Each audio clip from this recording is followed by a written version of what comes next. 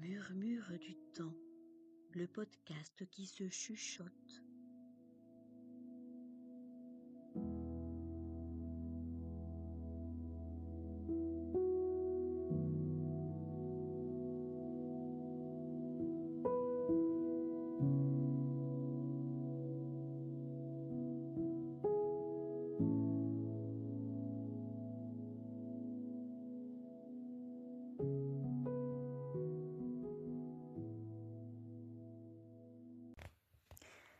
Respirer.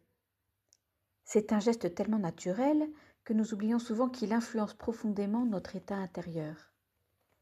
Notre respiration change constamment selon ce que nous vivons. Quand nous sommes stressés, inquiets, pressés ou fatigués, le souffle devient souvent rapide, court, haut dans la poitrine. Quand nous sommes calmes et en sécurité, il ralentit naturellement et devient plus ample. Le corps et la respiration sont intimement liés. Mais ce qui est fascinant, c'est que cette relation fonctionne dans les deux sens. Si le stress modifie notre respiration, la respiration peut aussi modifier notre état de stress. Autrement dit, en apprenant à respirer différemment, nous pouvons envoyer au cerveau et au système nerveux un message de sécurité et d'apaisement. C'est là que la respiration consciente et la cohérence cardiaque deviennent des outils précieux, accessibles et très concrets. Dans cet épisode, nous allons découvrir comment ces pratiques simples peuvent aider à réguler le stress, améliorer la concentration, soutenir la récupération nerveuse et accompagner les enfants comme les adultes dans les moments de surcharge ou de tension.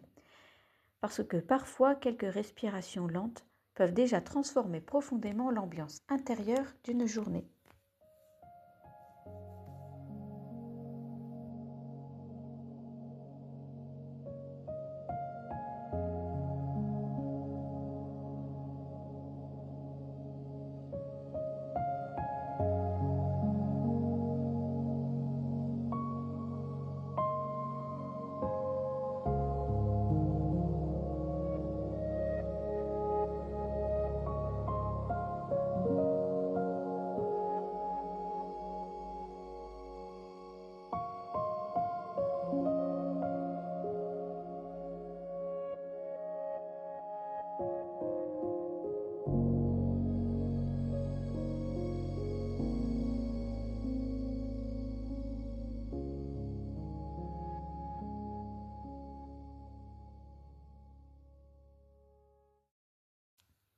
La respiration possède une particularité unique dans le fonctionnement du corps humain. Elle est à la fois automatique et volontaire. Nous respirons sans y penser jour et nuit, mais nous pouvons aussi choisir de ralentir, d'approfondir ou d'observer notre souffle. Et cette possibilité crée un lien direct entre le corps, le cerveau et le système nerveux. Quand nous sommes stressés, le système nerveux sympathique, donc pour rappel celui de l'activation et de la vigilance, prend davantage de place. Le corps se prépare à réagir, donc le rythme cardiaque augmente, les muscles se tendent, la respiration devient plus rapide. L'attention se focalise sur ce qui semble urgent ou menaçant. Cette réaction est normale et utile à court terme. Mais dans le quotidien moderne, beaucoup de personnes restent dans cet état d'activation pendant des heures, parfois même des jours. Le bruit, les écrans, la charge mentale, les responsabilités, etc. maintiennent le système nerveux en vigilance presque permanente. Et lorsque cette activation devient chronique, le corps récupère moins bien et le sommeil devient plus fragile, l'irritabilité augmente, la concentration diminue, la fatigue nerveuse s'installe progressivement. Nous avons déjà vu cela. La respiration consciente agit justement à cet endroit. En ralentissant volontairement le souffle, nous activons davantage le système parasympathique, la branche du système nerveux liée au calme, à la récupération et à la sécurité intérieure. Le cerveau reçoit alors progressivement un message très important. Tu peux ralentir, le danger n'est plus immédiat. Alors pour mieux comprendre la cohérence cardiaque, c'est une pratique respiratoire simple qui consiste à synchroniser la respiration et le rythme cardiaque. Lorsque nous respirons lentement et régulièrement, le cœur adapte naturellement son rythme au souffle. Le système nerveux entre alors dans un état plus stable et plus harmonieux, et cet état favorise la détente, la régulation émotionnelle, la récupération, une meilleure concentration, une diminution du cortisol, l'hormone du stress. De nombreuses études ont montré que la cohérence cardiaque peut améliorer la gestion du stress et les capacités attentionnelles, la qualité du sommeil et la stabilité émotionnelle, la résistance à la fatigue nerveuse. Et ce qui est particulièrement intéressant, c'est que cette pratique est accessible à presque tout le monde. Il n'y a pas besoin de matériel compliqué, pas besoin non plus de longues séances. Quelques minutes suffisent déjà à produire des effets mesurables sur le système nerveux. Le cerveau observe constamment les signaux envoyés par le corps. Quand la respiration est rapide et tendue, le cerveau interprète souvent cela comme un signe de vigilance ou de danger. A l'inverse, une respiration lente, profonde et régulière indique davantage de sécurité. Le système nerveux s'ajuste alors progressivement. Le système cardiaque ralentit, les muscles se relâchent, la tension devient plus stable. Le cerveau quitte peu à peu le mode alerte. C'est aussi pour cela que la respiration aide beaucoup dans les situations de surcharge émotionnelle. Lorsqu'un enfant pleure, lorsqu'un adolescent est débordé ou lorsqu'un adulte sent la pression monter, revenir au souffle permet parfois d'éviter l'escalade du stress. Chez les enfants, respirer doit rester concret. Ils ont du mal avec les consignes trop abstraites. Donc il faudrait leur proposer simplement de se calmer. Ça fonctionne rarement, mais transformer la respiration en expérience sensorielle ou imagée, ils y entrent beaucoup plus facilement. Par exemple, souffler sur une plume, faire bouger un moulin à vent, gonfler un ballon imaginaire, imiter une vague qui monte et qui descend, respirer comme un ours qui dort calmement, suivre une lumière qui monte et descend sur un écran. Le jeu aide énormément et surtout les enfants apprennent beaucoup par imitation. Quand un adulte ralentit lui-même son souffle, parle plus doucement et prend le temps de respirer, l'enfant perçoit inconsciemment ce rythme plus calme. Le système nerveux se régule aussi par la relation. La respiration consciente ne sert pas seulement à se détendre. Elle aide aussi les fonctions cognitives. Un cerveau stressé consacre beaucoup d'énergie à gérer l'alerte intérieure. Elle devient alors plus difficile de mémoriser, se concentrer, écouter et réfléchir calmement. Quand le système nerveux retrouve davantage de sécurité, les capacités attentionnelles deviennent plus disponibles.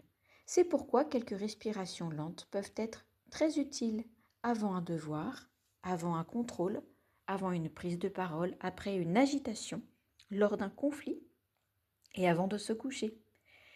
Ces petits moments de respiration ne prennent que quelques minutes, mais ils modifient souvent profondément la qualité de présence et d'attention.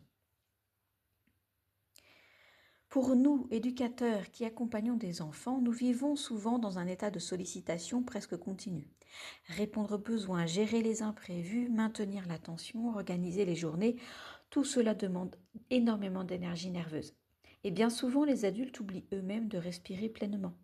On retient le souffle sans s'en rendre compte, on respire vite, on reste tendu pendant des heures. Revenir consciemment à la respiration est alors une manière simple de retrouver un peu d'espace intérieur. Quelques respirations lentes avant d'entrer dans une pièce, avant un échange difficile ou après un moment tendu peuvent déjà modifier l'état du système nerveux. Et souvent, quand l'adulte retrouve un peu de calme, le groupe entier devient plus apaisé.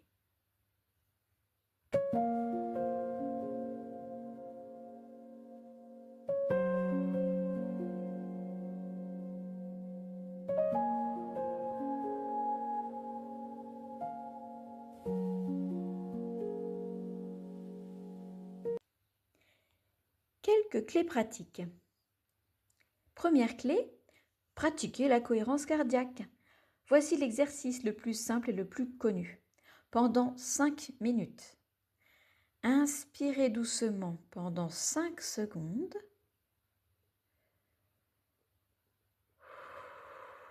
Expirez doucement pendant 5 secondes.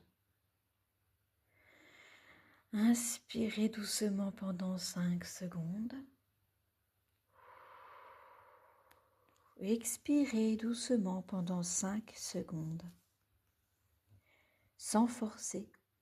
Le plus important est la régularité du rythme. On peut utiliser une animation visuelle, une musique lente, une application ou simplement compter intérieurement. 3 fois par jour, matin, midi et soir, cette pratique peut profondément soutenir le système nerveux. Deuxième clé, découvrir la respiration abdominale. Beaucoup de personnes respirent principalement dans le haut de la poitrine. La respiration abdominale aide à redonner de l'amplitude au souffle. Posez doucement une main sur le ventre, sur le haut du ventre.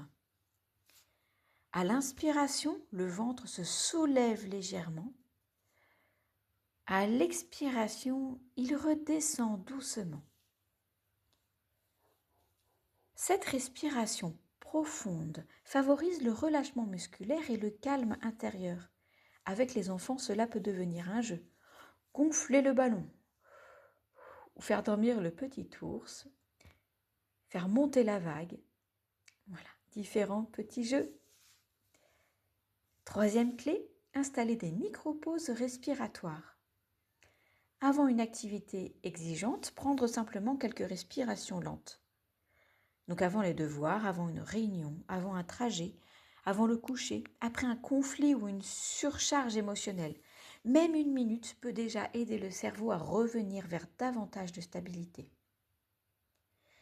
Quatrième clé, ajouter une visualisation guidée. Le cerveau réagit très bien aux images mentales. Pendant la respiration, on peut imaginer une bulle protectrice, une lumière douce, un paysage calme, une vague tranquille, un nuage qui s'éloigne lentement dans le rythme du souffle. Chez les enfants, cette approche aide à maintenir l'attention sur le souffle. Cinquième et dernière clé, miser sur la répétition plutôt que la perfection. Le système nerveux apprend par répétition. Il ne s'agit pas de bien faire, il s'agit surtout de pratiquer régulièrement. Quelques minutes chaque jour ont souvent plus d'effet qu'une longue séance occasionnelle. Petit à petit, le corps mémorise cet état de calme et y revient plus facilement.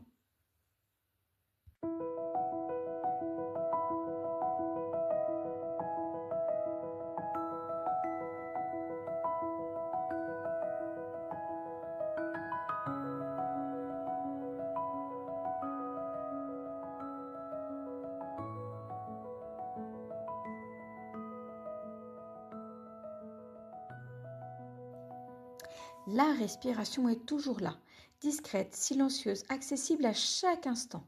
Et pourtant, elle possède cet immense pouvoir de régulation.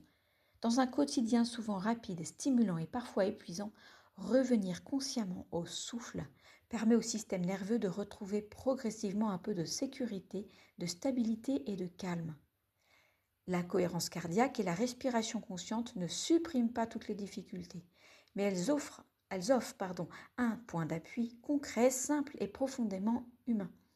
Pour les enfants, elles deviennent un apprentissage de l'autorégulation. Pour les adultes, elles rappellent qu'il est possible de ralentir quelques instants, même au milieu d'une journée chargée.